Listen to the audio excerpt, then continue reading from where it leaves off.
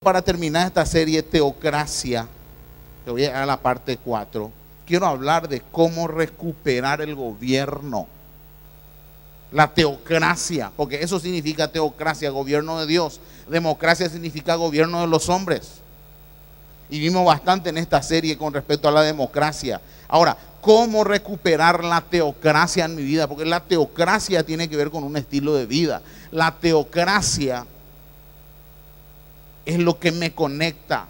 La teocracia es una cuestión política de vida, porque la palabra política significa arte de gobernar, y de eso se trata el cristianismo, de aprender a gobernar tu vida y de guiar tu vida por los caminos de Dios, porque los caminos del hombre no son los caminos de Dios, y los caminos de Dios no significa que tenés que irte a un monasterio, hacerte monje, nada por el estilo. Entonces, vamos a hacer un repasito rápido de lo que vimos. ¿Cómo recuperar el gobierno de Dios en mi vida? El Señor quiere que tú y yo conozcamos el alcance de su gobierno. Vimos que Dios gobierna, no solo democráticamente, y que es como que Dios dice, los gobiernos del mundo, genial, pero Dios gobierna la vida. Dios gobierna la luz, las estrellas, Dios gobierna tu sangre, Dios gobierna el aire. O sea, eso es teocrático. Un ser que gobierna tu vida, de la cual no depende absolutamente de vos. Un ser que gobierna la vida de tus hijos, la cual no depende absolutamente de vos. Y eso es teocrático. Y uno tiene que aprender a vivir con eso, con el autor de la vida, con el creador de la vida, ¿me entendés? Entonces, mi vida no depende de una democracia, sino de una teocracia. Y vimos que Dios pone y depone reyes. Y acabamos de tener un ejemplo palpable nosotros en Venezuela. Lastimosamente, ¿no? Porque hubo una muerte. Pero la gente votó a Hugo Chávez, pero Dios dijo, no gobierna más. Chau. Eso es teocracia.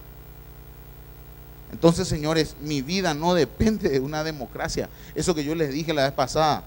Los rumbos del Paraguay, vos no sabés.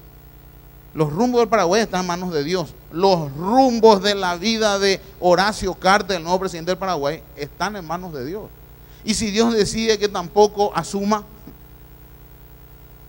estoy nomás, o sea, queriéndote mostrar que Dios gobierna y gobierna en serio.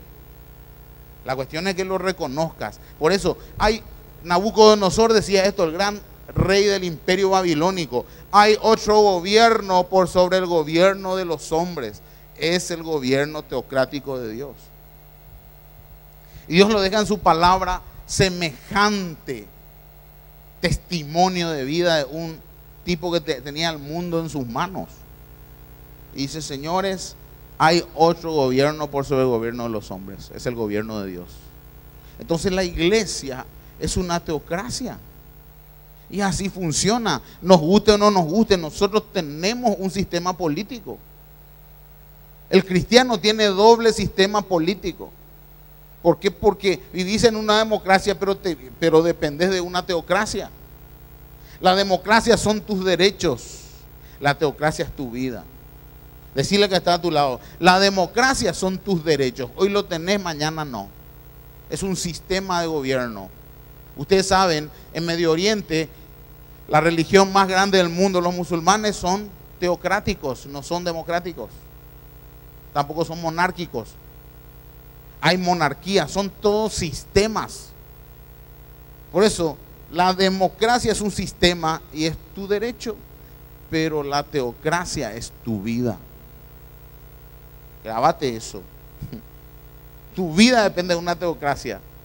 Tus derechos dependen de una democracia. Ahora escuchen, ¿te has puesto a pensar por qué Dios establece el liderazgo de su iglesia a la par del liderazgo gubernamental humano? Es como que Dios dice, ¿sabes qué? Muy lindo, diputados, senadores, presidentes.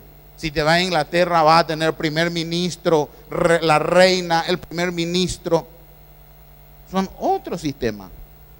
Si te vas al Medio Oriente vas a encontrar que los líderes religiosos son líderes políticos y que ellos gobiernan la política, los ayatolás o otro sistema. Y es como que Dios dice, mira, mientras los hombres están buscando, yo no, mi iglesia es teocrática. Yo tengo mi manera de liderar y yo pongo hombres para gobernar la iglesia. Dice Efesios, y Dios constituyó en la iglesia apóstoles, profetas, evangelistas, pastores y maestros. Eso es teocrático. ¿Para qué? Por eso, ¿para qué Dios pone otro liderazgo? Para guiarte en los caminos de la vida. Porque los caminos de la vida, ahí tiene que ver los rumbos de la vida. Vos no podés calcular rumbo de vida. El hombre propone, pero Dios dispone. Dios sabe qué rumbo. Vos eso ya no podés calcular. Vos podés pensar, bueno, quiero recibirme de médico, pero vos no sabés qué rumbo va a tomar tu vida. Los caminos de la vida. Y esos caminos no son los caminos del hombre. Confía en el Señor de todo corazón y no en tu propia inteligencia. Cuidado con la onda del gobierno de Dios. Yo hago lo que quiero. Yo la mandada. Me manda en la democracia no se manda. El gobierno de los más, dice Aristóteles. Reconócelo en todos tus caminos. Ahí está lo que me interesa. Y Él allanará tus sendas. Ese es el beneficio y el plus de estar conectado con el Señor. Que Él sí puede guiar tus caminos a sus caminos. De eso está hablando. Reconócelo. Y Él va a guiar los caminos de tu vida hacia el bien. No es gratis conectarte con el Señor, viejo. Así nomás te digo. Ahora, escucha. Dios quiere que despiertes entonces y te des cuenta de cómo el concepto democrático afecta tu concepto de quién es tu autoridad espiritual y te hace olvidar. Porque tanto nos bombardean con democracia y estamos en democracia desde el 89 que estamos nosotros estableciendo la democracia. No sé hasta cuándo, hasta que venga un tipo y quiera cambiar el sistema. Después de 35 años de dictadura, que otro sistema de gobierno, que a los demócratas no les gusta, pero así funcionan países y han funcionado. Entonces, escuchen bien, tenemos que despertarnos de cómo ese concepto nos aparta del concepto teocrático. Porque ser cristiano tiene que ver con un concepto político, teocrático. Entonces vimos nosotros que la semilla de la democracia es independencia de Dios. Y vimos el ejemplo de Adán. Don Sata siempre fue demócrata. Con que Dios te dijo, no. Gobierno de Dios, vos sos. Gobierno de los hombres. Torre de Babel, igual. Construiremos una torre hasta el cielo. Querían llegar. Es independencia de Dios. No, el poder teocracia, gobierno de Dios. Democracia, gobierno de los hombres. Y yo gobierno mi vida. Y yo hago con mi vida lo que quiero. Y vos no podés tocar tu vida. Y escuchen, señores, ¿cómo recuperar el gobierno de Dios en mi vida? Y punto 1, esto es, Dios quiere que recuperes la conciencia de su gobierno. ¿Qué es conciencia? Cuando nosotros le decimos muchas veces a una persona, perdió la conciencia. ¿En qué es lo que estabas pensando? Le decimos a la gente. ¿Qué es la conciencia? La conciencia es esa voz dentro de nosotros que habla bien fuerte. La conciencia es la que te guía a saber si vas a hacer o no. Y muchas veces nosotros violamos nuestra conciencia. Esa vocecita que está adentro, que te dice, mejor nomás no te metas acá. Dale bolilla a la conciencia. ¿Y por qué hablo de conciencia de Dios? Conciencia de su gobierno, de que debemos despertarnos, porque la conciencia es la que te lleva a actuar conscientemente, decimos. Entonces miren lo que dice Malaquías. Conciencia, está consciente de lo que estás haciendo, vos sos consciente de lo que estás haciendo. Eso es lo que pide Dios. Sé consciente de quién gobierna tu vida. Sé consciente de que vos, una venita en tu cerebro se suelta, explota, se llama aneurisma, te moriste. Vos no puedes controlar eso. La esposa de un amigo mío, compañero de cuarto en el seminario, murió el año pasado. Va a ser 2 años. Gaby, un dolor de cabeza tremendo, la llevaron al hospital, en 2 días estaba muerta, un aneurisma, le explotó una venita ahí adentro del cerebro. Esas cosas vos no puedes controlar, hay alguien que lo está gobernando.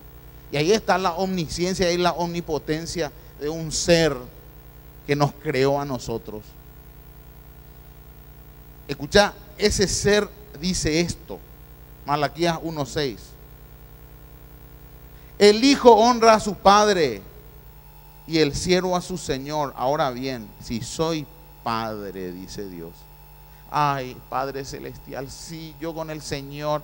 Dice, si yo soy padre, ¿dónde está el honor que merezco? Y si soy Señor, sí, el Señor para mí es la máxima, me bendice. Si soy Señor, ¿dónde está el respeto que se me debe? Wow. Yo, el Señor Todopoderoso, les pregunto a ustedes, sacerdotes que desprecian mi nombre, y encima preguntan, ¿en qué es lo que te despreciamos? Ese toma hasta que vos le decís, vos hiciste cosa, ¿y en qué es lo que yo hice? No, en bota como a lomita, y decía, ¿quién rompió? Yo no fui, pues ya sabe que fue él. Lo mismo le pasa a estos tipos. En la misma situación, dice, usted, Nico, dice que yo soy su padre, su Dios, y después desprecia mi nombre, dice, ¿cómo es? Esta es la situación. Una vez me acuerdo que atendí una pareja, siempre me quedó grabado esa pareja, hace años que desaparecieron de la estratosfera mía, hace años. Me acuerdo que en la semana vino el tipo a hablar conmigo, maravilla. Yo dije, algo no me cuadraba.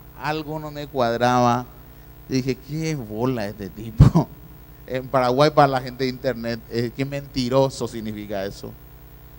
Que está fingiendo. No, maravilla, casi no pudimos hablar. Está todo bien. Una semana después, me acuerdo, le abandonó su mujer. No lo aguantó más. Nunca más volvió con él. Y ese es el caso. Pensabas que estaba todo bien, pero se fue al mazo. Es como en el empleo. Yo voy a decir, no, tengo un buen trabajo, espectacular, estoy seguro, hasta que un día te llaman recursos humanos y te dice, ¿sabes qué? Muchas gracias por tu servicio, acá está tu liquidación, chao. ¿Pasa eso o no? Pero vos, si estaba todo bien. Y eso le dice el Señor acá. Ustedes, mucho Señor, mucho, y lo mismo nos pasa hoy. Crees en Dios, orás a Él, pero tu estilo de vida es demócrata, gobierno humano, no vivís consciente de que cada segundo hay alguien gobernando tu vida, gobierno, conciencia de su gobierno. Entonces creemos en Dios, pero todo está centrado en uno mismo, viviendo sin pensar, creyendo que tu vida depende de ti, creyendo en tus puntos de vista que no son producto de una investigación. Inclusive los muchachos te quieren hablar del Señor y tienen posiciones que ni siquiera estudiaron jamás meditaron. Es solo un reflejo, un orgullo eso. Eso, señores, es el problema de la falta de teocracia. Entonces, con Dios pasa lo mismo. Acá le dice, ustedes perdieron totalmente el sentido de quien les gobierna. Están totalmente desconectados de quien tiene su vida. La vida de ustedes en sus manos, le dice Dios. Están engañados creyendo que están cerca, pero están lejos. ¿Cómo veo andan? No, con el Señor espectacular, viejo.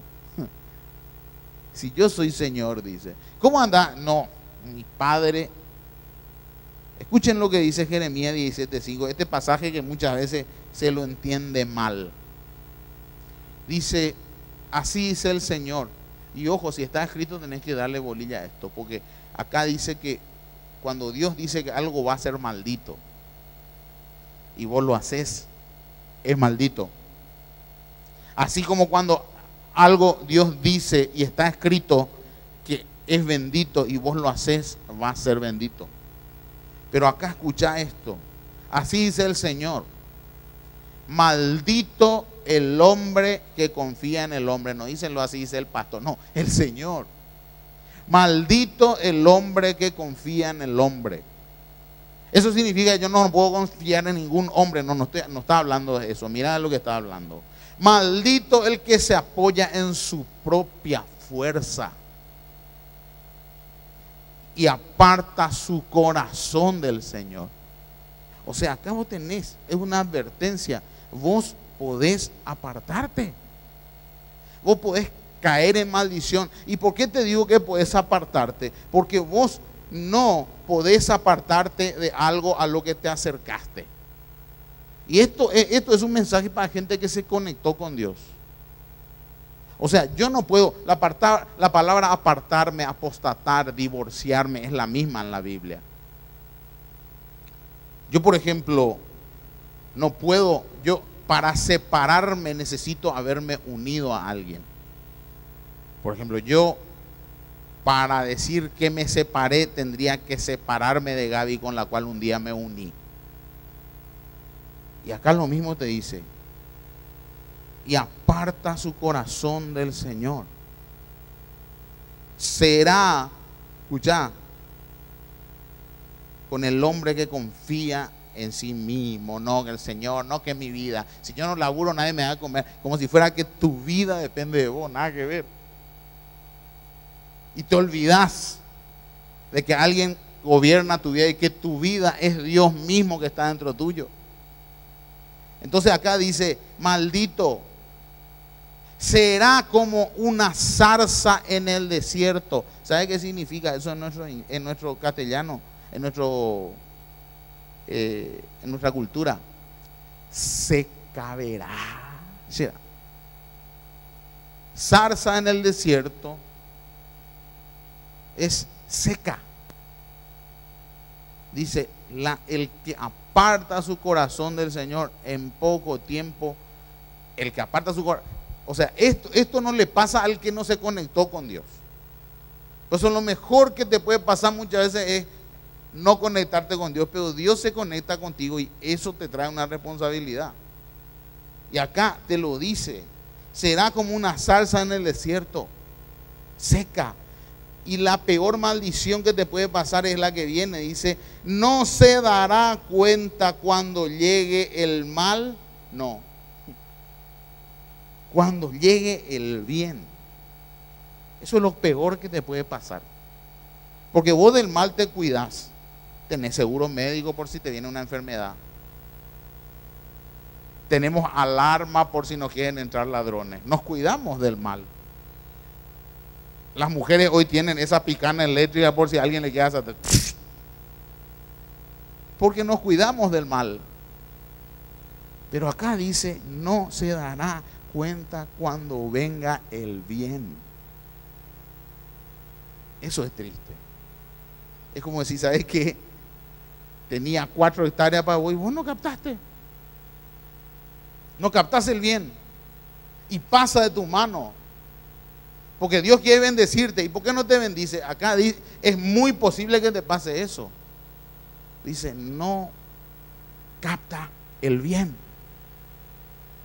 Dios te quería llover, Dios te piropeó, Dios te abrió puertas y vos estabas desconectado, no considerando. Y dice, sigue el pasaje. Dice, será como una zarza en el desierto. El que confía en el hombre, en este concepto. Dice, no se dará cuenta cuando llegue el bien. Morará en la sequedad del desierto, en tierras de sal. anda planta algo en tierras de sal. O sea, iba ahí la situación, Shedú. Dice, en tierras de sal donde nadie habita.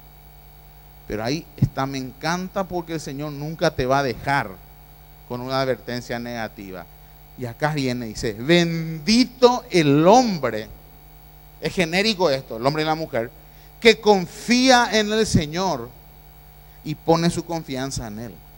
Será como un árbol plantado junto al agua que extiende sus raíces hacia la corriente. No teme que llegue el calor y sus hojas están siempre verdes. En época de sequía no se angustia. En época de sequía no se angustia, porque no depende de la guita, depende de Dios.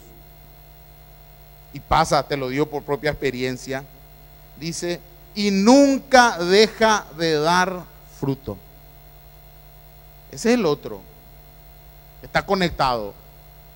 ¿Te das cuenta que estar conectado? Dios siempre te está invitando a que estés conectado, a que estés consciente de Él, porque Él tiene planes, Él tiene puertas, tiene bien. Te tenés que darte cuenta del bien que va a traer a tu mano, porque Él va a traer bien. Que no te pase que estás tan desconectado que llegó el bien y no te diste cuenta.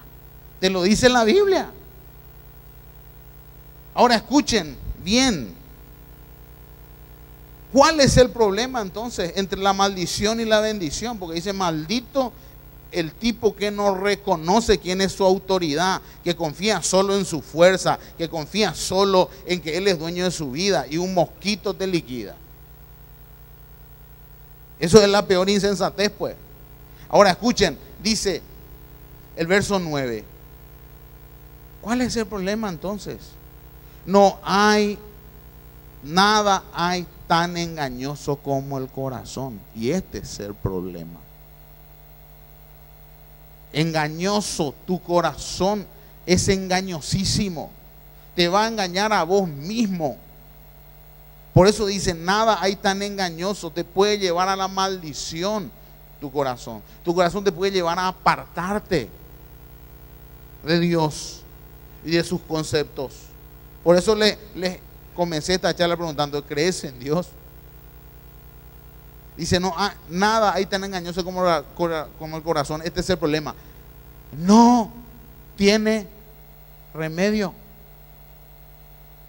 Ahora, si Dios dice que nuestro corazón es el problema y que no hay remedio para el corazón, significa que solo vos lo podés controlar. Nadie, no hay remedio para esto. Para el corazón engañoso no hay remedio, dice, no hay remedio. Ahora no dice no hay solución. No hay remedio nomás. Si te pasa, vos mismo tenés que capear. Por eso acá dice, nada hay tan engañoso como el corazón, no tiene remedio. ¿Quién puede comprenderlo? Y acá viene, yo, el Señor, sondeo el corazón y examino los pensamientos para darle a cada uno según sus acciones y según el fruto de sus obras. Ese es el problema. Acá te dice Dios, no se engañen. Ustedes piensan que está todo bien, pero cuidado, su corazón puede estar apartado. Ahora, ¿qué significa corazón apartado? Esa es la clave. Ya les dije, solo te apartas de aquello a lo que te has acercado. Este problema no lo tiene la persona que no se conectó con Dios. Ahora, si vos te conectaste con Dios, quiero decirte algo, no fue iniciativa tuya. Por eso el Señor fácilmente no te va a apartar, porque Dios tiene planes para tu vida y te puede ir muy mal apartado. Pero tenés que tener mucho cuidado.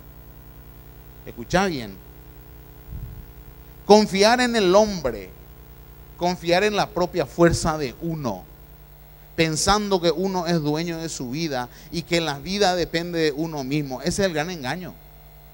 Por eso Dios dice, maldito el que confía en el hombre. Después dice, el problema es el corazón, que te hace creer y te hace olvidar de que tu vida depende de un hilo entre vos y Dios. Entonces acá dice que corazón apartado significa confiar en el hombre, confiar en la propia fuerza de uno, pensando que uno es dueño de su vida y que la vida depende de uno mismo. Pensar así te apaga la conciencia de su gobierno. Uno se enceguece y no ve otra cosa que su presente. Esto te aparta de Dios. Lo único que ve es tu presente. Una de las características de conectarse con Dios es que Dios te va a poner el futuro delante de tus ojos. Y te va a hacer ver 30 y 40 años adelante inclusive. Porque te hace responsable. Entonces, Mateo 6:24 dice: nadie puede servir a dos señores. ¿Qué es un señor? Por eso le puse esas explicaciones así, con letra inclinada, son aplicaciones mías, ¿no? Nadie puede servir a dos señores. ¿Qué es un señor? Alguien en quien confías. Ese es tu señor. Confías. Dice, nadie puede servir a dos señores, pues menospreciará a uno y amará al otro, o querrá mucho a uno y despreciará al otro. No se puede servir a la vez a Dios y a las riquezas. No está diciendo no se puede tener riquezas. Lo que te está diciendo es cuidado con equivocarte pensando que tu vida depende de tu laburo y de la guita que estás haciendo. Esa no es una cuestión de vida. Ese es tu sustento, no es tu vida. Y Jesús no juega con esto. No se puede servir. No puede estar tu corazón así, dice. Por eso les digo, no se preocupen por su vida. Por tu vida no te preocupes, porque tu vida no depende de vos. Tu vida está en manos de Dios y Dios quiere que lo entienda. No se preocupen por su vida. ¿Qué comerán o beberán? Ni por su cuerpo, cómo se vestirán. No tiene la vida más valor que la comida y el cuerpo más que la ropa. No tiene la vida. La vida es más que el cuerpo. Como te dije, uno de los más grandes despistes del ser humano es olvidarse de Dios, y a eso Dios le llama ceguera espiritual. Lucas 12:25 dice: ¿quién de ustedes, por mucho que se preocupe, puede añadir una sola hora al curso de su vida? ¿Alguien puede? Ya que no pueden hacer algo tan insignificante, ¿por qué se preocupan por lo demás? Vida, yo la controlo, dice. Despertate. Santiago 4:13. Ahora escuchen esto, ustedes que dicen hoy o mañana, y nosotros hablamos así, nos olvidamos lo de Dios, perdemos la conciencia de Dios. Escucha, hoy o mañana iremos a tal o cual ciudad. Che, ¿cuándo nos vemos? El viernes, nos vemos ahí, El viernes. ¿Qué día es hoy? Domingo. El viernes que viene nos vemos. Dale, nos vemos, yo voy a estar ahí. Hoy o mañana iremos a tal o cual ciudad. Pasaremos allí un año, haremos negocios y ganaremos dinero. Dice, ahora escuchen esto. Ustedes que dicen, que hablan así. Y eso que ni siquiera saben qué sucederá mañana. ¿Qué es su vida? Ustedes son como la niebla que aparece por un momento y luego se desvanece. Más bien debieran decir, si el Señor quiere, viviremos y haremos esto o aquello. Pero ahora se jactan en sus fanfarronerías. Toda esta jactancia es mala. Así que comete pecado todo el que sabe hacer el bien y no lo hace. Es impresionante esto que está diciendo. ¿Saben quién escribió esto? ¿Saben quién es Santiago? Santiago fue el medio hermano de Jesús. Hermano, hijo de José y María. Después de que María lo tuvo a Jesús, ellos tuvieron mínimo 7 hijos. Y eso está bien diagramado. Hay nombres inclusive en la Biblia de los hermanos. Este fue uno de ellos. Y este no creyó en Jesús hasta después de la resurrección. Nunca creyó. Sus hermanos, dice la Biblia, no creyeron en él. Claro, ¿qué va a ser el Mesías este? Esto le daban tuque a Jesús. ¿Cuándo creyó Santiago? Después de la resurrección. Se dio cuenta que su hermano, que se crió en la carpintería entre ellos, era Dios. ¡Wow! Y ese tipo escribe esto que estamos leyendo nosotros. ¿Saben cómo era el marcante de Santiago? Rodillas de camello le decían. Porque después de conocer y darse cuenta que su hermano era Dios hecho hombre, dice que se convirtió en un tipo de oración. Tenía todas las rodillas con callo de vivir orando.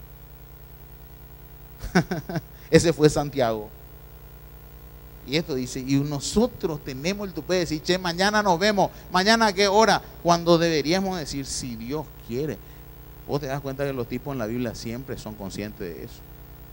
Conciencia de quién es dueño de la vida. Entonces la pregunta que te hago es, ¿has perdido conciencia de su gobierno? ¿Te crees dueño de tu vida? ¿Te olvidás algunas veces vos? Todos los días, lo primero que tenés que agradecer cuando te levantás es, Señor, gracias por la vida.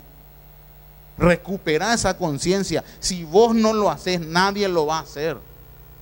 Si vos no te obligás a creer, porque ya a esta altura tenés que darte cuenta que Dios existe y que Dios está en el aire que tu cuerpo no produce y que las ensaladas que comes son gracias a la vida que hay en esas plantas.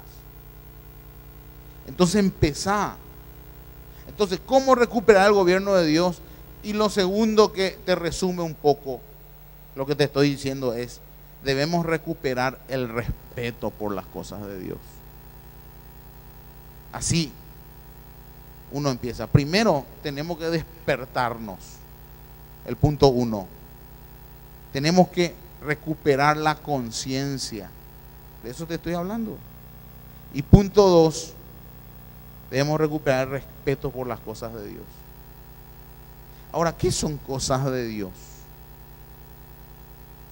El respeto, porque el Señor dice, Malaquías 1:6, el hijo honra a su padre y el siervo a su señor. Ahora bien, si soy padre, ¿dónde está el honor que merezco? Y si soy señor, ¿dónde el respeto? Y vos te vas a dar cuenta que el camino para apartarte de la bendición de Dios se empieza perdiendo el respeto. El respeto a los líderes que Dios puso, pierdes el respeto a la iglesia, empezás a menospreciarlo todo, y eso te agarra, engañoso es el corazón. Por eso yo siempre hago una pregunta: ¿tienes experiencias en las cuales te has dado cuenta que Dios estuvo allí? Yo te digo, yo en las situaciones de vida que yo le entregué en manos del Señor, esas situaciones me fue bien. Matrimonio, hijos, son cosas de Dios. Decisiones a la hora de decidir que iba a estudiar, creo que Dios me guió a esto. Decisiones, porque yo iba a estudiar ingeniería industrial. Justo cuando conozco al Señor estaba por entrar en la facultad a estudiar ingeniería industrial. Y quería estudiar ingeniería industrial, quería ser ingeniero industrial. Y ahí conozco a Cristo y me surge la posibilidad de estudiar teología. Me acuerdo que en casa me decían, ¿qué va a comer vos con la teología? Y ya vas a ver, yo le decía a mis hermanos. Al final. Ahora escuchen bien. Experiencias con Dios se establecen. Si vos no tenés experiencias en las cuales yo puedo decir, esto me pasó con Dios, vos todavía no estás en el ABC. Tenés que ser consciente de cosas que te pasaron con Dios. Si no las tenés, no hay mucho que se puede hacer todavía. Ahora, miren, yo este pasaje que vamos a leer, yo le llamo el pulmón de la Biblia. Proverbios 1:7. El principio de la sabiduría es el temor de Jehová. Los insensatos desprecian la sabiduría y la enseñanza. Escuchen bien, el principio de la sabiduría es el temor de Jehová. Esta semana un amigo mío, que por lo visto a alguien le envió este pasaje, un intelectual de nuestro país, voy a cuidar su privacidad, muy amigo mío, pone en Facebook: ¿cómo podés amar a un Dios al cual le tenés que tener miedo? Y si vos lees este pasaje y no entendés bien, parece que dice eso, tenés que tenerle miedo a Dios. Y la palabra temor, por eso muchos de los problemas nosotros tenemos tienen que ver con traducciones. Porque está traducido así, pero en el original no significa eso. La palabra temor de Dios, principio de la sabiduría. Acuérdate que la sabiduría, dice, el principio de la sabiduría es el temor de Jehová. Los insensatos, esa palabra insensato es la palabra estúpido que nosotros usamos hoy, es la misma palabra. Los estúpidos desprecian la sabiduría y la enseñanza. Y la sabiduría es la que te guía a los caminos de la vida, que no son los caminos de la democracia. La sabiduría es lo que te ayuda a que Dios tome el rumbo de tu vida. Eso que vos no podés calcular. Por eso el conectarte a Dios, vos te conectás a la vida y al rumbo de la vida de bendición. Porque Dios guía esos rumbos que vos no podés tocar. Entonces cuando vos entregás tu vida en sus manos, dice, del hombre son las disposiciones del corazón, más de Jehová la respuesta de la lengua. Y este pasaje de Proverbios que vimos. Escuchen, el principio de la sabiduría, la palabra traducida temor, en el original es la palabra respeto, honra, reverencia y reconocimiento. Esa es la palabra temor. Y lo que Dios está diciendo es lo mismo. Si yo soy padre, ¿y dónde está el honor? Y si yo soy Señor, ¿dónde está el temor de Jehová? Está mal traducido. ¿Dónde está el respeto? Entonces, ¿cómo nosotros tenemos que recuperar el gobierno? Recuperar cosas de Dios. Y te voy a dar algunas ideas de cosas que tenés que recuperar quizás. Quizás lo primero que tenemos que recuperar es mi fe en Dios. La fe se debilita. Algunos sin saberlo, dice la Biblia, han abandonado la fe. Algunos sin saberlo se apartaron del Señor. Pero ¿cómo si conoció al Señor? Y sí, el Señor dice que te puedes apartar. Y que los rumbos de tu vida pueden ser tortuosos, dicen, sin el Señor. Por eso tu fe es algo que tenés que recuperar. Nosotros decimos tener fe, pero cuando debemos ejercitarla la negamos. Nos preocupamos. Yo confío en el Señor, pero cuando no, ya no confío más. Esas cosas tenés que recuperar. Quizás tenés que recuperar tu iglesia. Tu iglesia no es el lugar a donde vas. Tu iglesia es lo que sos. ¿Saben cómo se recupera iglesia? Por ejemplo, necesitamos acá en Vida Nueva tu carrera, que ponga a disposición de Dios tu carrera. Y eso lo estamos haciendo hoy. Ayer, por ejemplo, tuvimos nuestra jornada de salud y vinieron muchísimas mujeres a hacerse el PAP. Y se hicieron densitometría ósea en la iglesia. ¿Por qué? Porque la iglesia llamada Concepción, que es una de las mejores ginecólogas del país, viene a Vida Nueva. Y ese es su servicio al Señor. O sea, yo no necesito saber el don de Concepción si yo ya sé cuál es su don. Ella quiere atender gente, quiere sanar personas. Pero tiene que saber su don. Por eso, por ejemplo, ahora nosotros tenemos todo un staff. Dios me habló muchísimo en consejería. Nosotros tenemos psicólogos de los mejores acá en Vida Nueva, que asisten y algunos están sentados escuchándome. tenemos psicólogas clínicas, psicopedagogos, tenemos psicólogas especializadas en Francia, máster en adicciones. Entonces yo le decía, hablábamos con Esther y el Señor me dijo esto: consejería. ¿Para qué vos querés gente que tiene don de aconsejamiento si tenés ya todos los psicólogos? Todo eso tienen don de aconsejamiento, don de exhortación. Para eso estudiaron, ponerlos a atender gente. ¿Qué quiere el psicólogo? Atender gente. Entonces estamos viendo, el ingeniero, tu carrera es clave, eso es ser iglesia. Poner al servicio de Dios tu carrera y a empezar a hacer cosas para bendecir a la gente con eso. Eso es ser iglesia. Empezar a servirle al Señor con tus capacidades. Y además acá, tu servicio a Dios quizás tenés que recuperar. Gente que tenemos que influenciar, niños. Tu servicio a Dios, tu carrera, ponerla a disposición del Señor. Hay gente buena administradora, está desconectadísima de su iglesia. Hay gente que sabe hacer, tenemos fonoaudióloga, te necesitamos. Necesitamos de todo. Vidas, sangre necesitamos. Quizás tenés que recuperar tu fidelidad a Dios. Yo siempre digo fidelidad. Muchas veces nosotros nos auto boicoteamos siendo desleales con nosotros mismos, porque decimos creer en Dios, pero no obedecemos sus códigos, ni financieros, ni familiares, ni espirituales. Entonces decimos, ¿entendés? Sí, pero yo amo al Señor, pero a la hora de practicar lo que Él dice, siempre uso como ejemplo, gente que quiere la bendición financiera, pero no está de acuerdo con el diezmo. ¿Cómo es eso? Sí, pero yo quiero que Dios me bendiga. No, pero con el diezmo yo.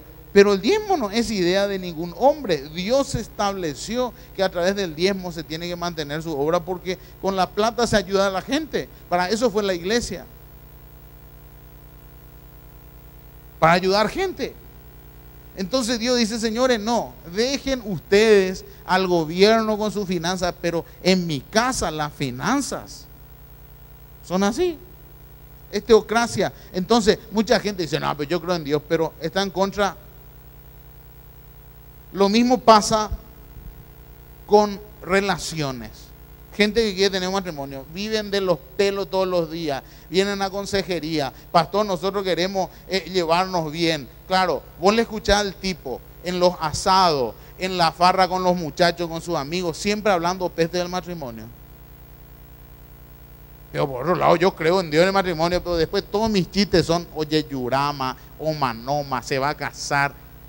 Echamos peste y culebra del matrimonio. Y no nos puede funcionar, porque esas son cosas de Dios. Vos no podés decir, yo estoy conectado con Dios, pero odio el matrimonio. No, tenés que recuperar cosas de Dios. No te cases nunca más, pero son cosas de Dios.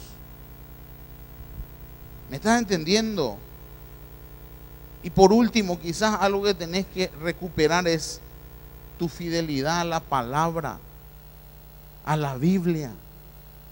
Hay gente que ha perdido. ¿Sabes cuál es el gran peligro de la iglesia hoy?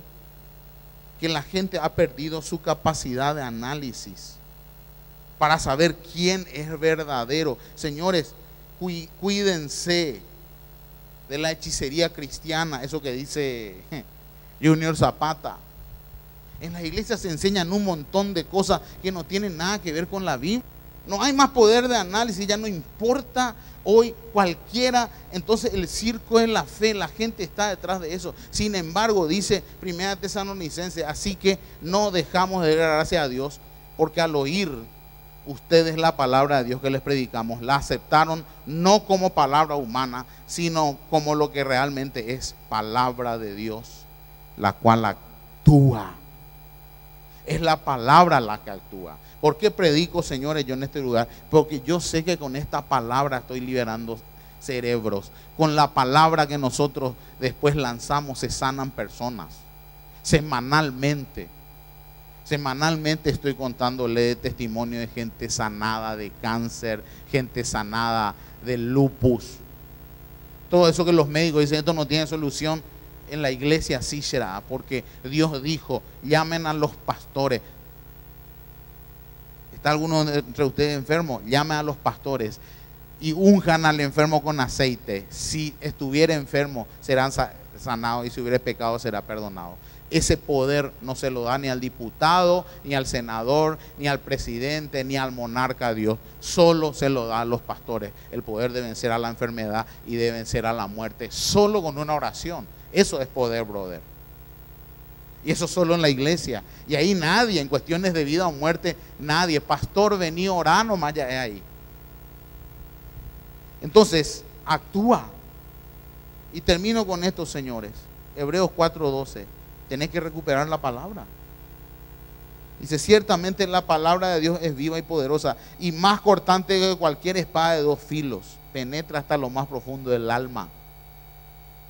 Acuérdate que el alma es tu psiquis. Y el espíritu no es tu alma. Hasta la médula de los huesos. O sea, la palabra de Dios afecta cuerpo, alma y espíritu. La palabra de Dios es la que te sana. Dice que la médula de tus huesos tiene el poder de tocar tu físico. La Biblia, la palabra, te sana los huesos. Dice, y juzga los pensamientos y las intenciones del corazón. La pregunta que te hago para terminar es, ¿qué cosas de Dios debes recuperar en tu vida? Porque estas son las cosas que van a marcar el rumbo de tu vida. Eso que vos no puedes tocar. Vos podés calcular vida, pero no podés tocarla. Yo jamás pensé que 25 años después de haber conocido al Señor iba a estar en Paraguay. Como siempre les digo, que iba a vivir 8 años en la Argentina, que iba a estar un tiempo en los Estados Unidos viviendo en el 89. Rumbos de vida. Jamás pensé que me iba a casar con una uruguaya y que mi primera hija iba a nacer en la Argentina. Rumbos de vida. Jamás pensé que mi hermano iba a morir tan joven. Rumbos. ¿Y cómo afectó la muerte de mi hermano mi concepto de vida? ¿Cómo afectó la muerte de mi hermano mi concepto de muerte? ¿Y cómo me cambió? Porque la muerte de mis padres murieron en una semana. Papá murió el 7 y mamá el 10. Sacamos la pompa frune de papá y metimos el de mamá. O sea, papá murió y 2 días después murió mamá. Y eso cambió, esa experiencia cambió mi corazón del punto de vista, porque yo después, eso el Señor me llamó al pastorado. Yo no tenía planes de ser pastor a este nivel. Y la muerte de mi hermano Carlitos me cambió la vida a mí en un montón de cosas. Me cambió la cosmovisión. Dios me enseñó muchísimas cosas con respecto a la vida. Y Dios me enseñó muchísimas cosas con respecto a la muerte, con la muerte de mi hermano. Rumbos, señores. Rumbos. ¿Qué cosas de Dios debe recuperar? Estas marcan el rumbo. Ahora vas a entender el pasaje de Proverbios 3. Confía en el Señor de todo corazón y no en tu propia inteligencia. Tu vida no es tuya. Reconócelo en todos tus caminos y Él va a guiar los rumbos de tu vida, tu senda. Ese es el plus. Entonces, 2 cosas, señores, de esto que es teocracia, es lo que tenemos que vivir. Punto 1, Dios quiere que recuperes la conciencia de su gobierno. Sé consciente que tu vida no es tuya. Y llámate a eso, dice Dios. Porque engañoso es tu corazón y te vas a olvidar.